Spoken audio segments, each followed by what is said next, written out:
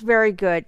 This reminds me of like, oh, I have to teach something um, like Raja Yoga. I'm a little unclear about something, so I text my friend. So, what do you think about, Raja Yoga? Or I have to teach the scale. I know somebody who's a singer, so I text, like within our community, I text Lillian. I say, tell me something about the scale. I mean, there's the teachers who teach to the students, but then there's the teachers who teach each other, and it's just this beautiful way in which we can um, be inspired by the teachings that each other gives, and how that can really help us to become better teachers, and to feel more excited about the focus of the month and how we deliver it. And so it's always great to ask other teachers, so what are your thoughts, or what are your highlights, or what are your confusions, or what are your doubts, or and these types of conversations are so precious. So anyway, in lieu of that, I was reading Jules Febre's focus for this month, actually, and I think the first or second sentence is something like, um, the seed grows down in order to go up. Very straightforward, true. The seed, he said it rooted down. I think that's what he said. The seed roots down in order to grow up. So when I was reading it, I could see the little roots, growing down. It was almost like a basic lesson in how a seed grows, because I guess it's been quite a while since I've actually planted a seed and actually watched it grow. And I know one time I had a friend, and he planted some seeds and watched them grow. And I remember he said something like, I said, why didn't you just buy the plant? And he said, because he wanted to watch it grow. So maybe, we don't even necessarily, all of us, know what he said, that a seed actually does grow down in order to grow up.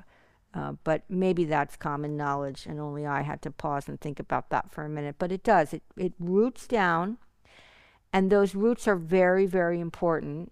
And there's a connection between how well those roots are established, and how well that plant can grow upwards.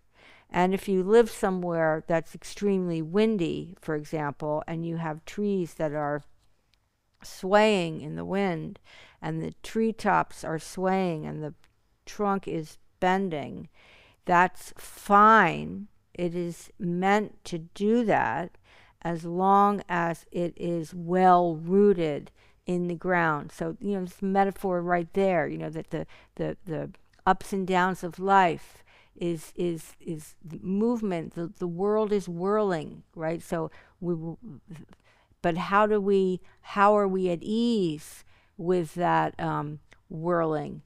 How are we graceful with that? How can we respond to that? Is if the roots, you look down at where the tree is just coming right out of the ground at the root, and there you will see, oh, there's not windy. So where I live, it's very windy sometimes, and the trees, it's so overwhelming. But then you look down at the part closest to the roots, and that part is stable. So that's what he wrote, and it made me think of this sort of resistance that sometimes some of us might have about bowing down, because bowing down is kind of like a going down, And the idea there is very much that you sort of go down in order to then feel stable, and out of that stability, your potential can be fulfilled. But without that stability, it'd be very hard to fulfill your potential. And there's something about bowing down, that brings this. It's the humility that brings the stability.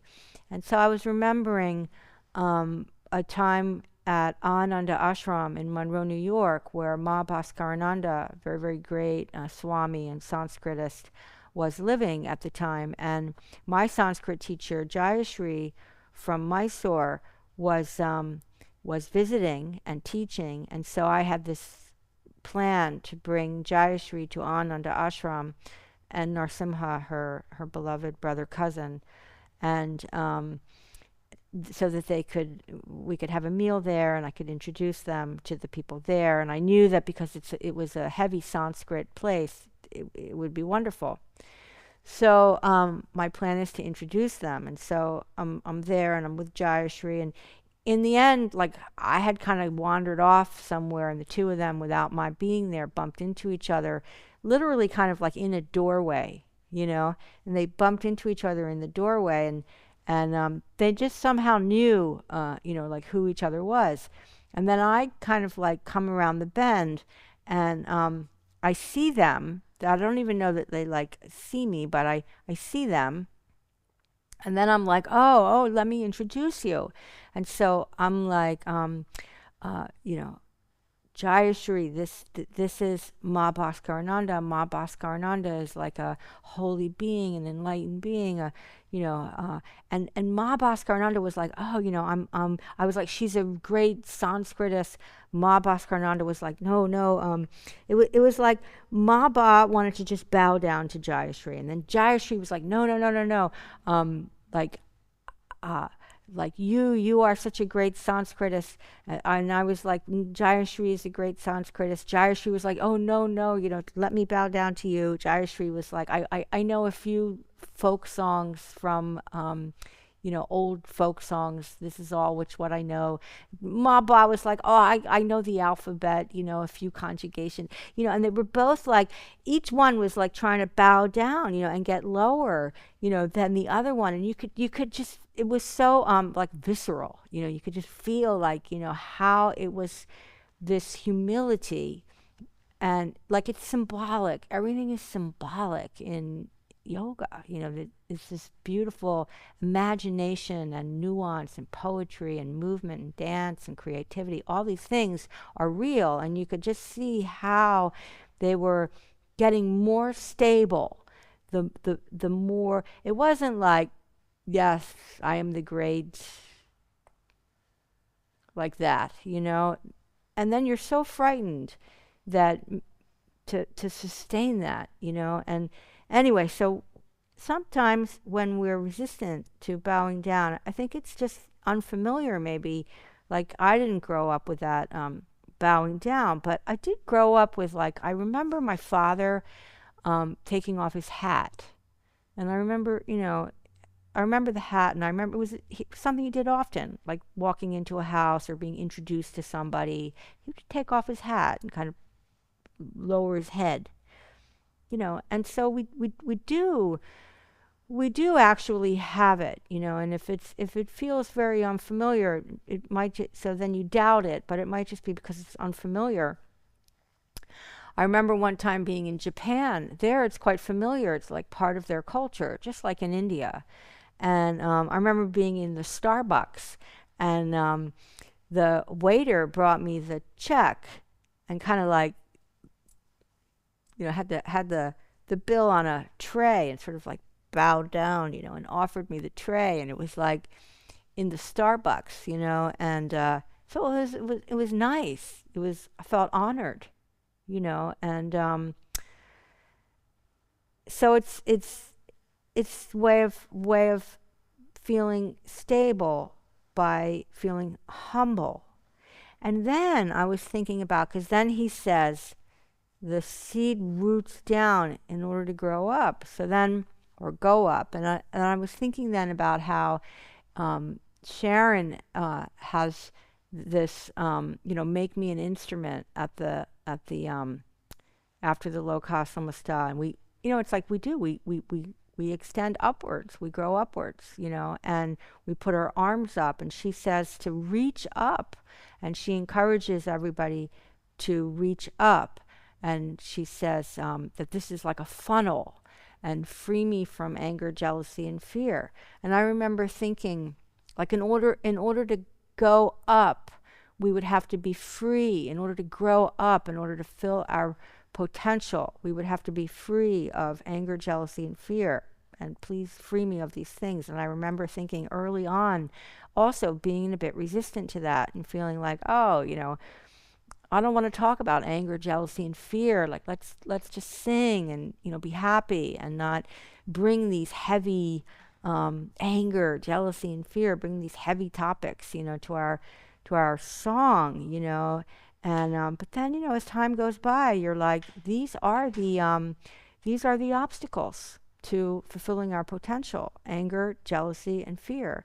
And I mean, if you don't think you have them, you might need glasses, because it's part of the human condition. And so to have a daily prayer where we ask to be freed of these, it's humbling, because we're accepting that we have these things. And so I think the bowing down and the funnel is like the seed and the plant. And the funnel, I'm a photographer, and I work often with chemicals, and the chemicals go into a big tray, and you pour them out of a bottle. The bottle has a little opening. The little opening is good for pouring out of the bottle into the big tray. It would be hard if it was wide to get it to pour it. It would go all over. So that little opening is good. But then, if I want to pour it from the big tray into that little opening, it's very difficult, but it's easy if I have a funnel. So I have a funnel. I bought a funnel. I don't know how many people have funnels, but I bought one for this purpose. I had never had one before. And, it was just right around the time that I was sort of like, oh, free me from anger, jealousy, and fear. Like, I don't know. Like I said, I thought, oh, who wants to think about those things? And then I had the funnel, and I was pouring the chemical through the funnel. And it was just so obvious, that if you wanted something bigger to fit into something smaller, a funnel would make it easy. And so somehow it just clicked, and it made me feel like how it goes with not my will, but thy will be done. I just felt like, yeah, like I needed to have a moment where it could kind of click, and it did. And I think there's a connection between bowing down and this funnel that is like the seed rooting down in order to